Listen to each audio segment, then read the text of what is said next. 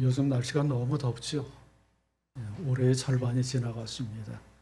세월이 너무나 빨리 흘러가는데 세월이 흘러가는 만큼 제가 목회를 그만둬야 될 시간이 다가오는 것 같아서 때로는 아주 초조하기도 하고 부담스러운 마음을 느낄 때가 많습니다. 내가 목회를 하면서 무엇을 남겼나, 어떤 변화를 일으켰는가. 조금 전에 우리 찬양대에서 불러주신 것처럼 황무지를 장밋꽃까지 변화시키는 이 땅에 하나님 나라의 거룩한 삶으로 변모시키는 그런 일에 있어서 내가 얼마나 최선을 다했나, 그런 생각을 많이 하면서 부끄러움을 많이 느끼죠. 우리 지난주에 전킨 선교사 유적 답사를 하면서도 누구나 그런 느낌을 좀 받았을 겁니다. 이분이 우리나라 와서 16년 동안 선교 활동을 하다가 43살의 젊은 나이에 요절을 했는데, 그럼에도 불구하고 이렇게 많은 업적을 남겼는데 도대체 우리는 무엇을 하는 것인가? 자기 자신을 되돌아보게 됩니다. 오늘 주어진 본문의 말씀을 통해서도 참 부끄러움을 많이 느끼게 하는데, 예수님께서 당신의 제자들을 선발해서 이 세상으로 특사로 선교사로 파송하는 이야기입니다. 여러분, 보통 새로운 정부가 들어서면 특사를 파견하게 되죠. 주변의 주요 국가들의 특사를 선발해서 파송을 합니다. 누구를 어디로 보낼 것인가, 이것이 매우 중요한 문제라서 신중하게 검토해서 적절한 사람을 선정을 하고 적절한 나라로 보내서 당면 현안에 대해서 설명하고 관계를 다시 한번 점검하고 돈독하게 합니다. 1994년도에 한반도에서 일어났었던 제1차 북핵 위기를 기억하실 겁니다. 북한을 폭격하려고 했었죠. 전쟁이 터질 뻔했습니다. 그런데 미국에서 지미 카터 전 대통령을 특수로 북한에 파견을 해서 일촉즉발의 위기를 넘길 수 있었습니다. 만약에 그때 특사를 적절하게 파견하지 않았더라면 아마 한반도가 그때 북한에서 위협한 것처럼 불바다가 되었을 수도 있습니다. 주님께서도 이 세상에 특사를 파견하시는데 이 세상 정부와는 조금 다릅니다. 세상 정부에서 외국으로 특사를 파견할 때는 전부 다 공인된 정부에서 특사를 파견합니다. 그런데 하나님 나라의 특사는 조금 경우가 다릅니다. 왜냐하면 하나님 나라는 이 땅에서 공인된 정부가 아니기 때문입니다. 하나님의 나라는 아직 완성된 정부가 아닙니다. 완성된 나라가 아닙니다. 지금 이루어져 가고 있고 장차 언젠가는 완성될 나라이기는 하지만 아직 공인된 정부가 아니기 때문에 그 나라를 인정하는 사람도 있고 인정하지 않는 사람도 있습니다. 오늘 누가복음 본문의 말씀을 보면 예수님께서 70명의 제자를 선발해서 이 세상 곳곳에 특사로 파견을 하는데, 누가복음 전체 이야기를 보면 두 번째로 파견하는 이야기입니다. 첫 번째 파견할 때는 누가복음 9장에서 12명의 제자를 파견을 합니다. 그리고 곧바로 10장에 이어서 70명의 제자를 선발해서 특사로 파견하니까 그 사이에 규모가 엄청나게 불어난 거죠. 특사를 선정할 때 아무나 보내지는 않을 텐데 제자들 중에서도 아주 핵심 제자들을 선별해서 보내는데 12명에서 70명으로 불어났고, 누가복음 이야기가 쭉 전개되는 것을 보면 나중에 사도행전 초반부에는 마가의 다락방에서 120명의 제자들이 모여서 기도를 했다 합니다. 그 과정을 보면 제자들의 핵심 집단이 점점 불어나고 성장하는 것을 확인할 수 있습니다. 그런데 왜 70명이냐 물어볼 수 있죠. 왜 70명이냐? 70이라는 숫자가 성경에서 대단히 중요한 숫자입니다. 상징적인 숫자. 성경에 자주 등장하죠. 언제 등장합니까? 제일 먼저 등장하는 것은 창세기 10장에서 노아의 후손 중에서 이 땅에 흩어져 살아가는 족속들의 숫자가 70족속입니다. 그래서 창세기 10장에 의하면 70종족이라는 것은 이 세상 만민을 가리키는 상징적 용어입니다. 두 번째로 등장하는 것이 아마 이스라엘 백성들이 출애굽한 이후에 광야 생활을 할 때 그들을 대표하는 70명의 장로를 선발하는데 70이라는 숫자가 나옵니다. 그 전통을 이어받아서 이스라엘의 최고 권력 기구라고 할 수 있는 산헤드린 공의의 회원 숫자가 70명입니다. 우리나라 국회의원 숫자는 300명. 산헤드린 공의의 숫자는 70명입니다.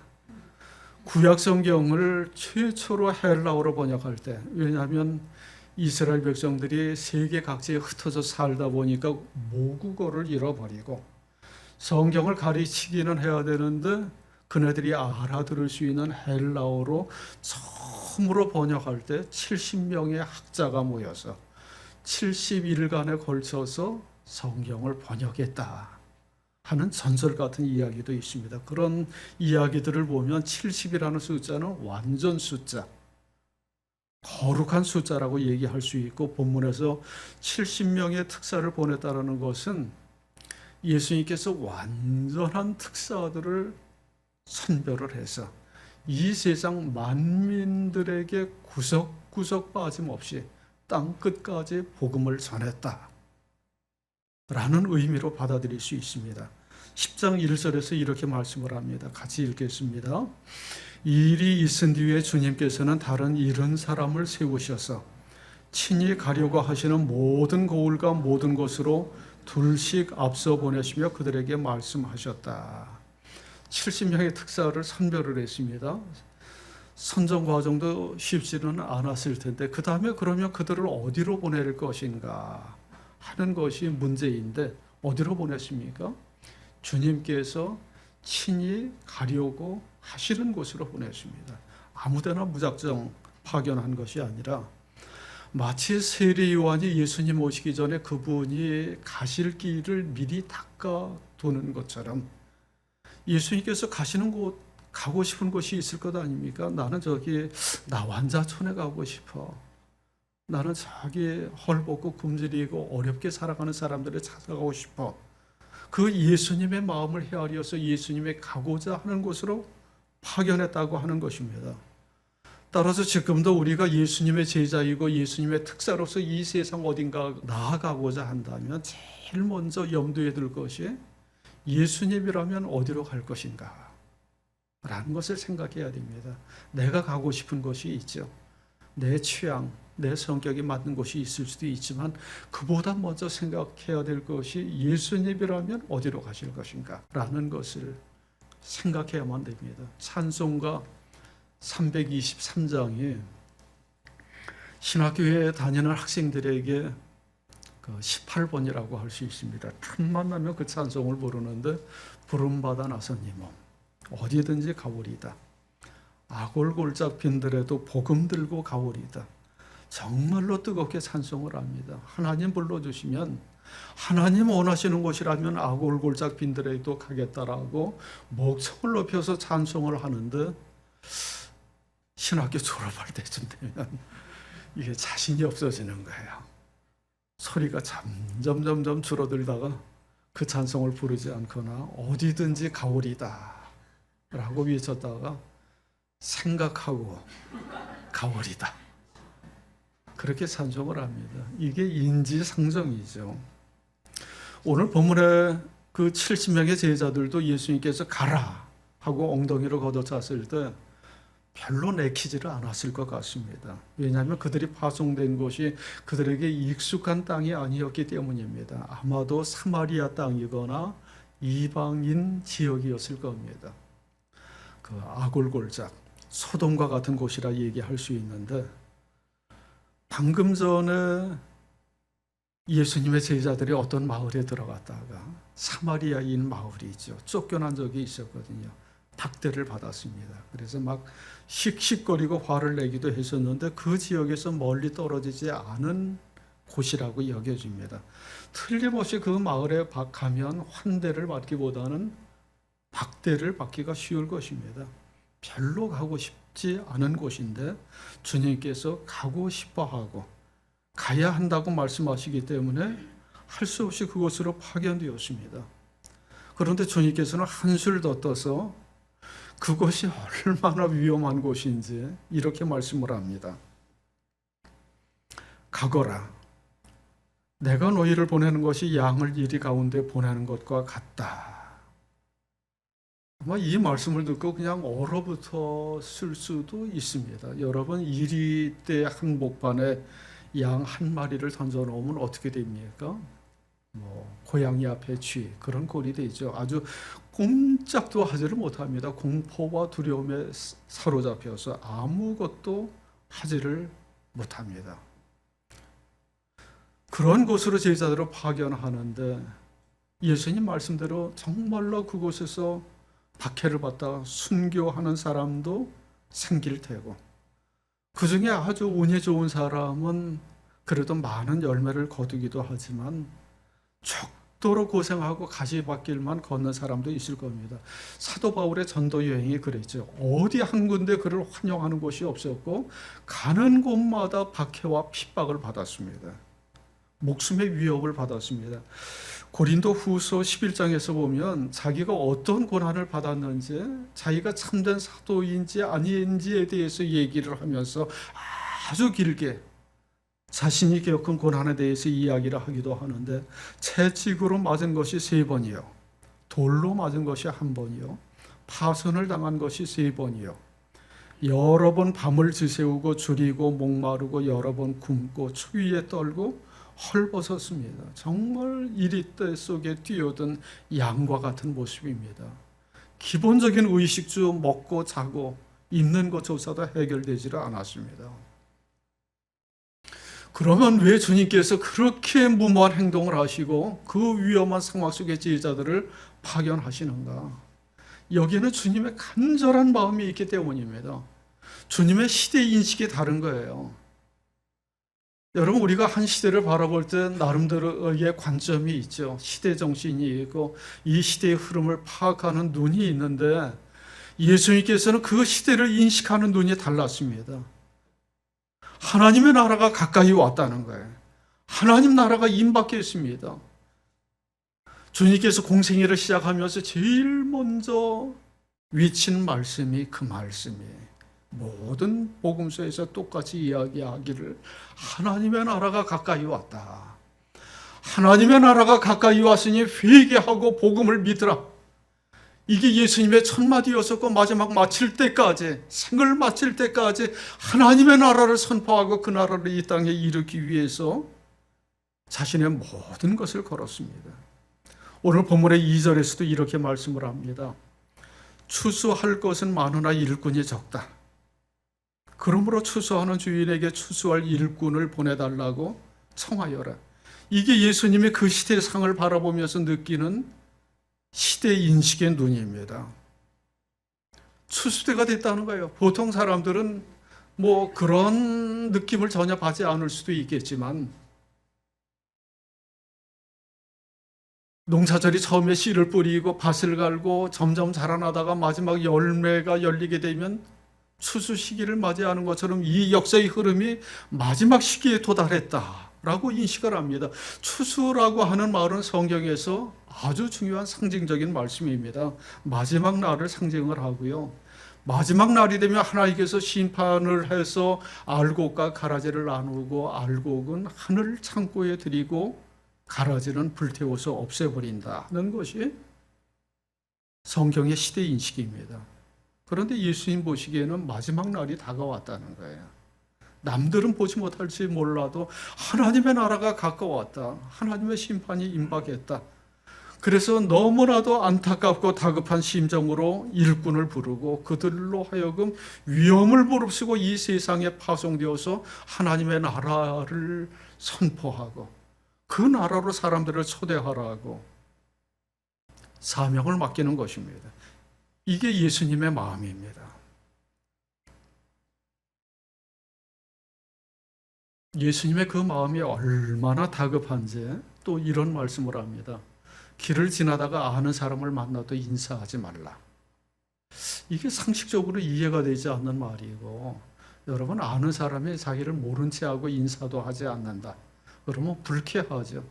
그것 때문에 사이가 틀어질 수도 있는데 특히 우리나라 동방예의지국에서 인사를 하지 않는 것은 있을 수가 없는 일인데 인사도 하지 말라.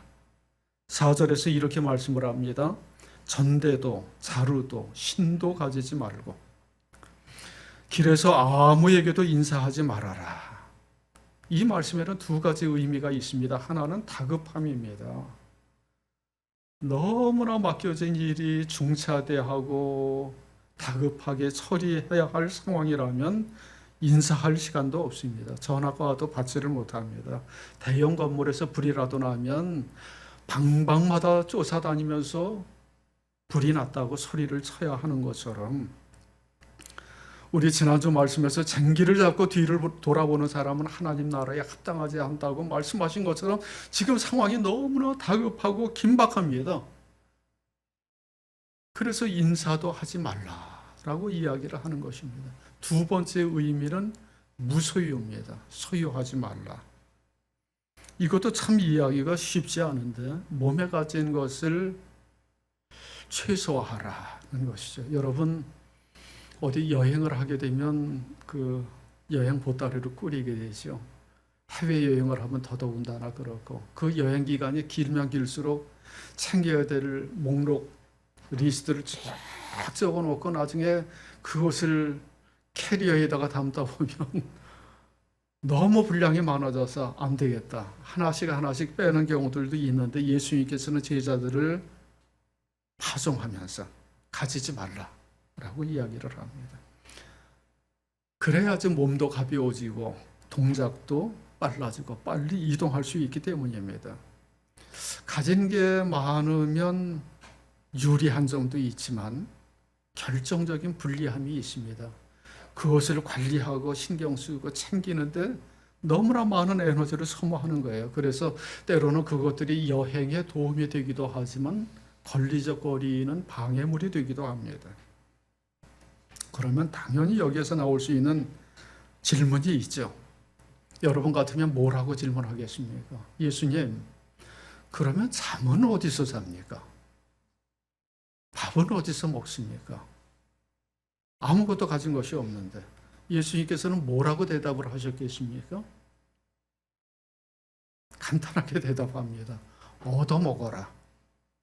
신세 좀 져라. 5절 이하에서 아주 길게 말씀을 합니다.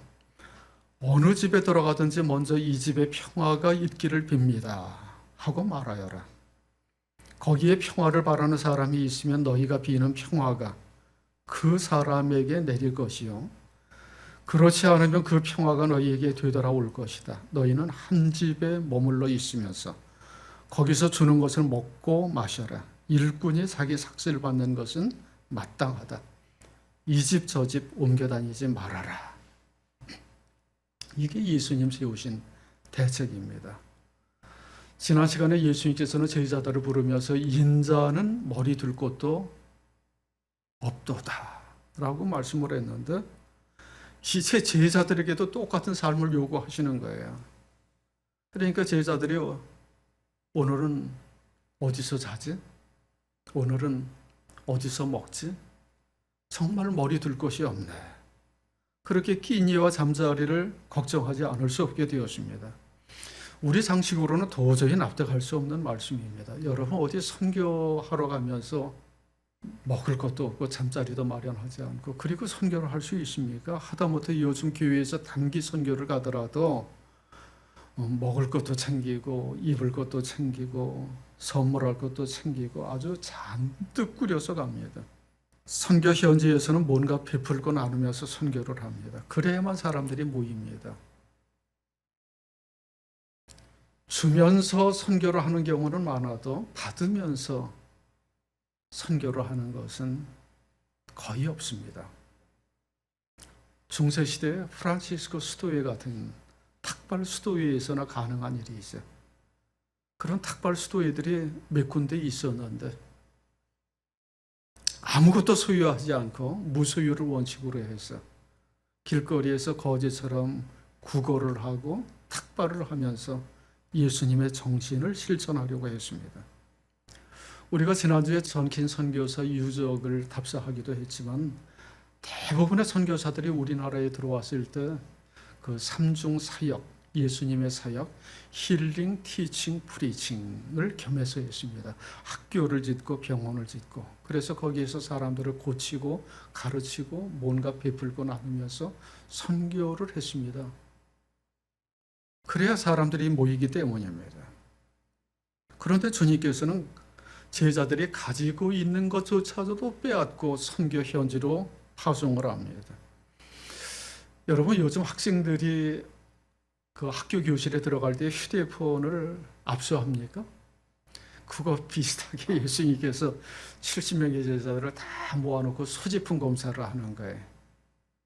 그리고 뺄 거는 다 빼는데 그 중에 빼서는 안 될 것까지 여겨지는 지갑, 신용카드, 전대, 배낭, 식량 꾸러미 이런 것들을 다 빼놓고 그리고 빈털터리로 빈손으로 오직 하나님만 의지하고 그리고 또 하나 사람들의 환대에 의지하도록 하면서 파송을 합니다. 8절에서도 이렇게 말씀을 합니다. 같이 읽겠습니다. 어느 고을에 들어가든지 사람들이 너희를 영접하거든 너희에게 차려주는 음식을 먹어라. 사람들이 우리를 영접할지 아니면 거부할지는 예측하지를 못하잖아요. 그걸 가지고 화낼 필요도 없고 내가 누군데 이렇게 소리를 쳐봐야 씨알머리도 먹히지를 않죠. 영접하는 사람도 있고 영접하지 않는 사람들도 있는데 그대로 상황을 있는 그대로 받아들이라 하는 것입니다. 그리고 우리를 환대해서 음식을 내놓으면 감사하게 먹으라는 것이에요. 여러분, 이게 참 쉽지 않은 일이에요. 우리나라처럼 좁은 땅에서도 지역마다 음식 문화가 다르잖아요. 전라도 사람들은 그런 얘기를 하죠. 아이고, 그 경상도 가면 먹을 것도 없어. 너무나 싱거워서 경상도 음식은 못 먹겠어. 그렇게 얘기하는 사람도 있고, 사도행전에서 베드로가 하늘에서 내려온 보자기 환상을 보았을 때처럼 정말 눈으로 보기도 싫은 혐오 식품들, 징그러운 것들만 딱 꺼내놓고 진수성찬이라고 먹으라고 권유할 수도 있습니다. 어떤 곳에서는 아주 더러운 손으로 이렇게 음식을 집어서 건네줄 수도 있고 입에 넣었다가 주는 곳이 있을 수도 있고 여행을 다니다 보면 뭐 온갖 그 사람들의 식생활 문화를 경험하게 되는데 그럴 것 아닙니까? 그럴 때마다 너희는 그것을 뭐 달다 쓰다 맛있다 맛없다 우리는 이런 거 안 먹는다 이 집이 좋다 저 집 반찬이 더 낫다 이런 얘기 하지 말고 그냥 받아들이는 그 집에서 감사함으로 먹고 마시고 묵으라 라고 말씀을 합니다. 이것이 선교사들이 지녀야 될 첫 번째 원칙입니다. 그곳의 모든 문화에 적응하는 것. 예전에 사랑의 교회 옥하는 목사님으로부터 이런 얘기를 들은 적이 있는데 그분이 부목사 시절에 담임 목사님과 함께 가정 신방을 했다고 합니다. 큰 교회니까 신방할 것도 많고 하루 종일 신방을 하다 보면 뭐 10여 곳의 가정을 신방하게 되는데 너무나 어려웠던 시절이라 목사님의 신방을 받아들이면서 뭔가 대접은 해야 되는데 내놓을 것은 없고 대부분의 집에서 커피를 내놓는다는 거예요. 제가 오래전에 인도에 갔다가 그런 대접을 받은 적이 있는데 여기저기 농촌 지역을 돌아다니는데 어느 곳에 가더라도 콜라를 내놓는 거예요.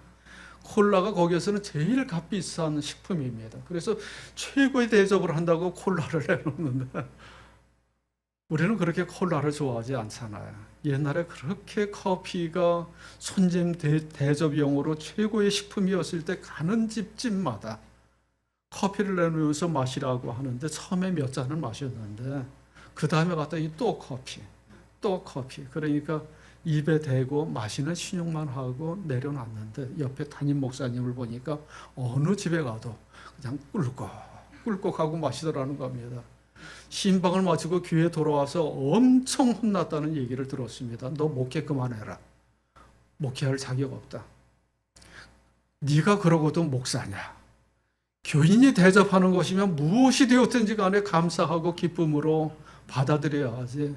네 취향대로 먹고 안 먹고 네가 결정을 해? 아주 엄청 혼났다는 얘기를 들었습니다. 주님께서 그런 말씀을 하시면서 너희를 환대하는 가정에 모든 것을 내어 맡기고 기쁨으로 접대하는 것을 받아들이라고 얘기를 합니다. 그런데 여기까지 주님께서 하신 말씀은 서론에 불과합니다. 가장 중요한 본론은 9절 이후에 나오는데 이렇게 말씀을 합니다. 그리고 거기에 있는 병자들을 고쳐주며 하나님의 나라가 너희에게 가까이 왔다 하고 그들에게 말하여 하라.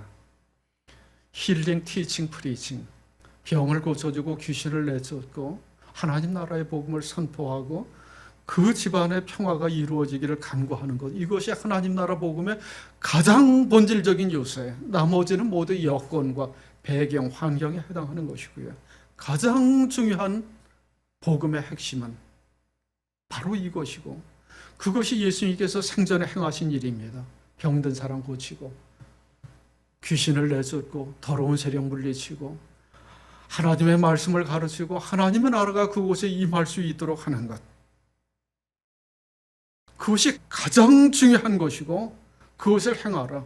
어느 집에 가든지 그 집의 참된 주인이 하나님이 되도록 하고 하나님의 통치 가운데 살아갈 수 있도록 인도하라.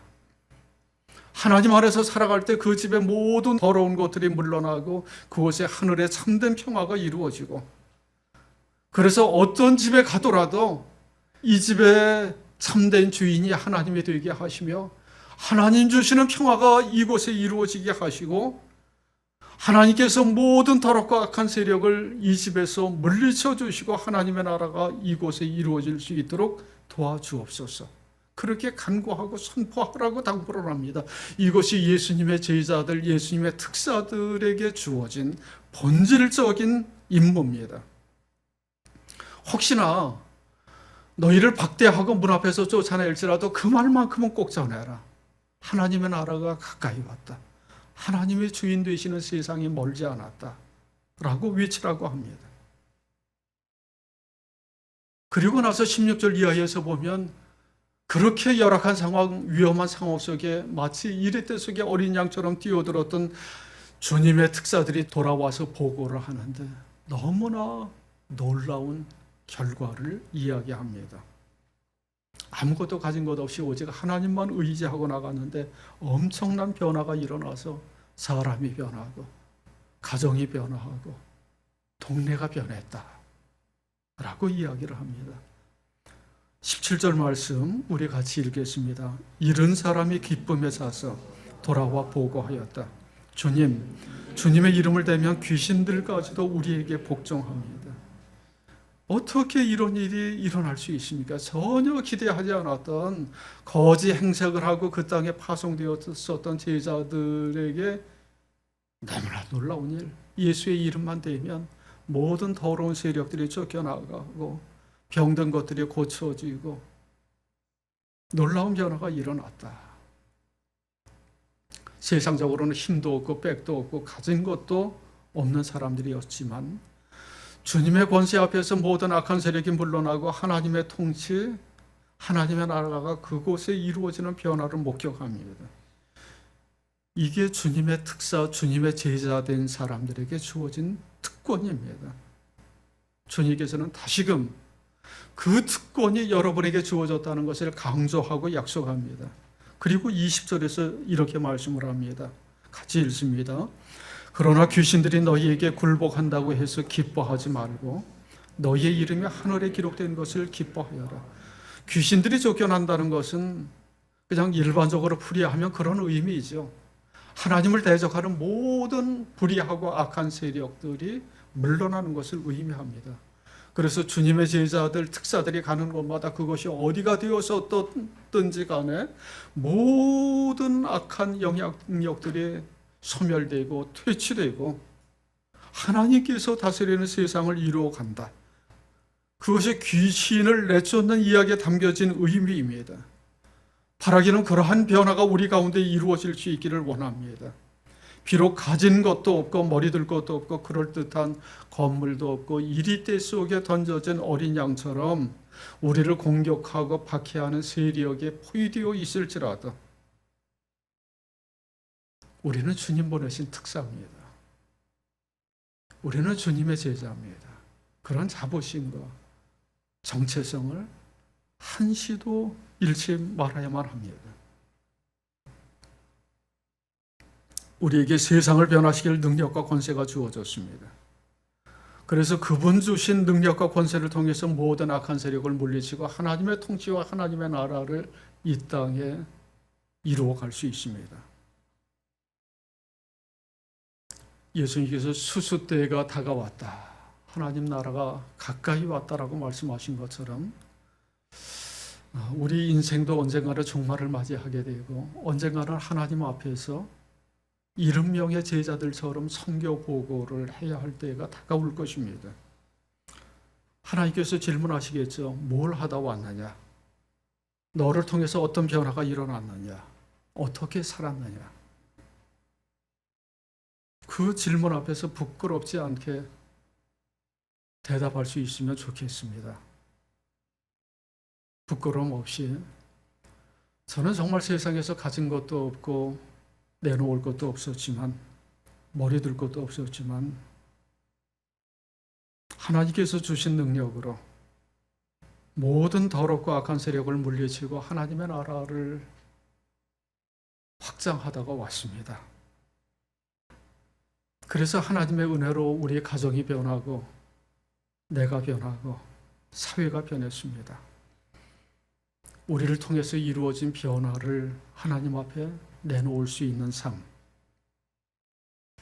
연약한 질그릇 속에 담겨있는 하나님의 놀라운 권능을 통해서 많은 사람을 하나님 나라로 인도하고 생명책에 기록해가는 복된 삶이 될 수 있기를 간절히 원합니다.